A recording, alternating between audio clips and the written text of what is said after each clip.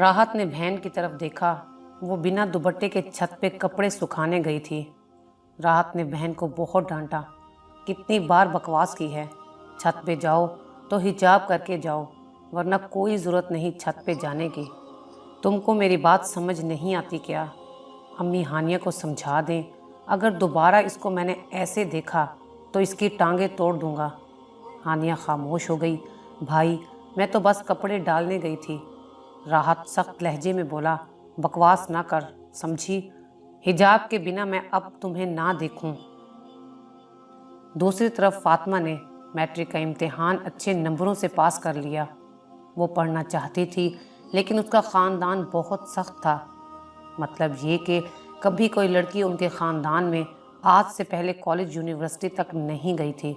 School में पढ़ा और बस घर बिठा दिया। फातिमा टॉप की तालबा थी। वो मैथ में बहुत ज़हीन थी। उसके नंबर देखकर कई कॉलेजेस मुफ्त दाखिला देने के लिए तैयार थे। अब्बा से बात की, अब्बा जान मैं पढ़ना चाहती हूँ। अब्बा ने बरादरी की जानिब देखा और आहिस्ता से बोला, मेरी बच्ची, हमारे ख़ानदान में लड़कियाँ कॉलेज नहीं जाती। फातिमा ने अब्बा की बहुत मिन्नत समाजत की। अब्बा जान, आप यकीन रखें, आपका सर कभी झुकने नहीं दूंगी, आपको कभी खफा नहीं करूंगी। अब्बा, मुझे बस एक मौका दें, मैं पढ़ लिख कर एक मकाम तक पहुंचना चाहती हूँ। अम्मी अब्बू से दरख्वास्त कर रही हूँ। खैर, अब्बा ने बेटी की जानिब देखा और फैसला किया, ठीक है, मैं तुम्हें कॉलेज पढ़ाने के लिए तैयार हूँ, लेकिन ख्याल रखना मेरी इज्जत का। फातिमा बहुत खुश थी, बहुत ही खुश। उसने एफएससी में दाखिला ले लिया। कॉलेज वालों ने मुफ्त दाखिला दिया। फातिमा दिल लगाकर पढ़ रही थी। उसकी नज़र सिर्फ अपनी मंजिल की जानिब थी। अब्बा के साथ चाचा ताया सब ने झगड़ा किया। तुम बेगैरत हो गए हो, बेटी को कॉलेज भेज रहे हो। अब्बा ने सबका मुकाबला किया और अपनी बेटी के लिए ढाल बनकर खड़े रहे। सब ने ये कहकर रिश्ता नाता तोड़ दिया कि हम बेगैरत के साथ रिश्ता नहीं रख सकते। फातिमा के अब्बा अब अकेले रह गए। फातिमा के सर पे हाथ रखा, बेटी, मेरी लाज रखना। फातिमा ने एफएससी में टॉप किया, बहुत खुश थी। फिर एक दिन वो कॉलेज से घर आ रही थी कि एक लड़का बाइक पे उसके पीछे आने लगा। फातिमा इग्नोर करती रही, कुछ डर भी गई। फातिमा ने रास्ता भी बदला, लेकिन वो लड़का था कि पीछे पीछे आने लगा। फातिमा बाहिजाब बानिकाब खामोशी से नज़रें झुकाए चलती रहती। एक दिन वो लड़का सीटी बजाकर कहने लगा, एक बार नज़र उठाकर हमारी तरफ भी देख लो। फातिमा तेज़ कदमों से चलती रही। उसके दिल में एक डर सा रहने लगा।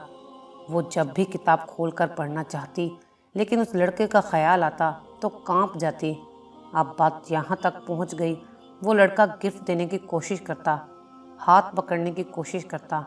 आज तो उसने फातिमा का हाथ भी पकड़ लिया। फातिमा रोने लगी। उसकी एक दोस्त भी साथ आया करती थी। दोस्त खामोश रहती। फातिमा ने उस लड़के के सामने हाथ जोड़े, भाई, अल्लाह का वास्ता है, मेरे साथ ऐसा ना करो, मैं बहुत मुश्किल से इस मकाम तक आई हूँ, मेरे बाबा का फ़ख्र हूँ मैं। वो लड़का मुस्कुरा कर बोला, तेरी आंखें मेरी जान लेती हैं, बहुत प्यार करता हूँ मैं तुम्हें, तुम्हारे साथ दोस्ती करना चाहता हूँ, बस अपना नंबर दे दो। फातिमा खामोशी से चलती रही।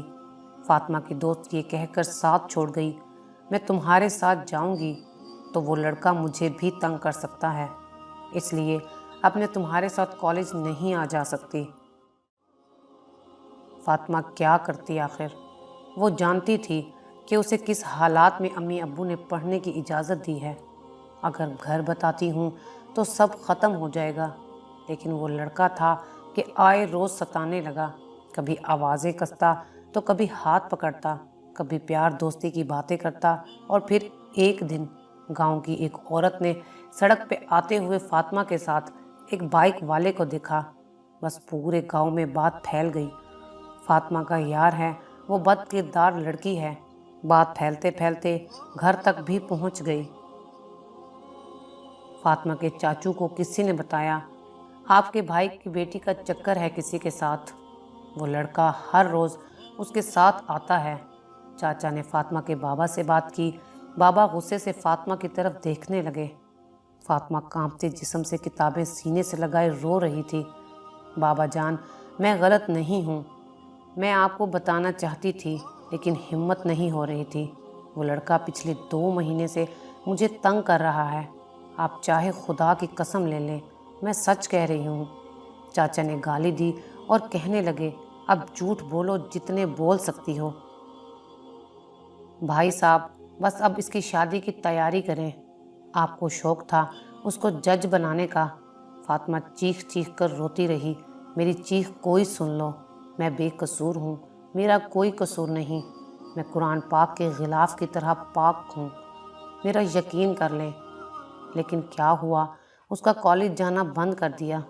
وہ لڑکا ہوس کا پجاری، بدبخت، ہمارے معاشرے کا زہر، ہمارے معاشرے کا ناسور، گندگی کی پیدائش، اپنے دوستوں سے کہہ رہا تھا، یار وہ مال تو بڑا سونا تھا لیکن اب وہ کالج آتی نہیں، کوئی بات نہیں، ایک گئی ہزاروں مل جائیں گی۔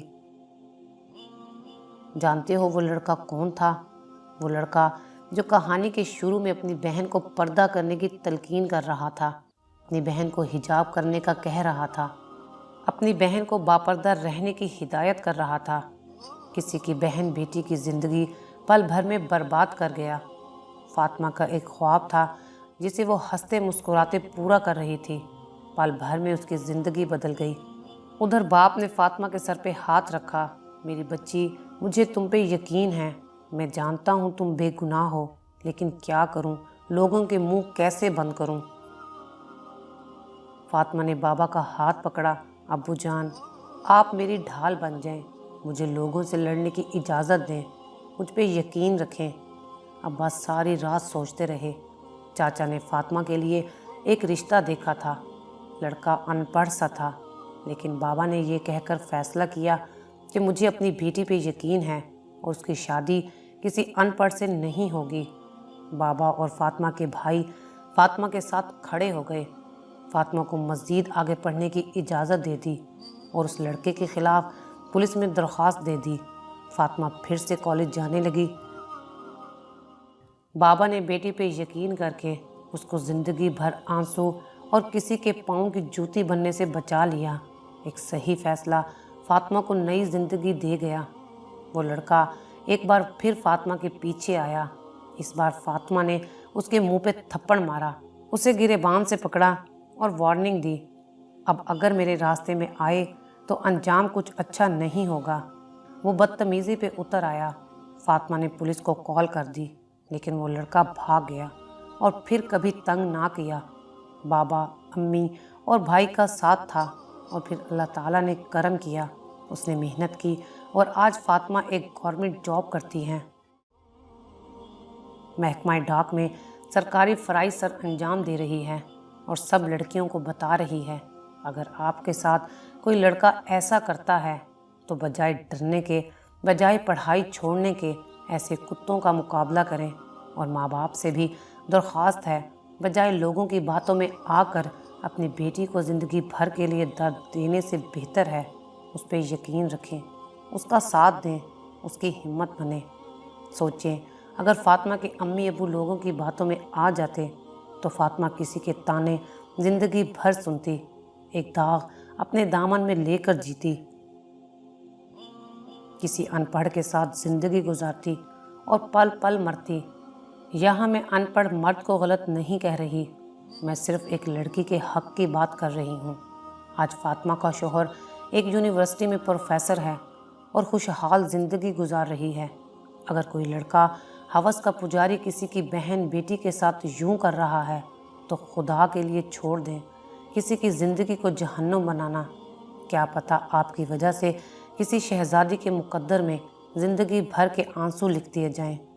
کچھ غلط کرنے سے پہلے اپنی بہن بیٹی کو ایک بار دیکھ لیں، اگر ان کے ساتھ کوئی ایسے کرے تو کیا ہوگا؟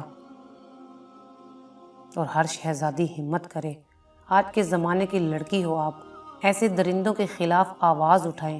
ہر مرد برا نہیں اور ہر عورت بری نہیں، لیکن کچھ ہوتے ہیں گندگی کے ڈھیر، جن کی وجہ سے کسی کی زندگی جہنم بن جاتی ہے۔ دعا ہے اللہ سے سب کو ہدایت عطا فرمائے، آمین۔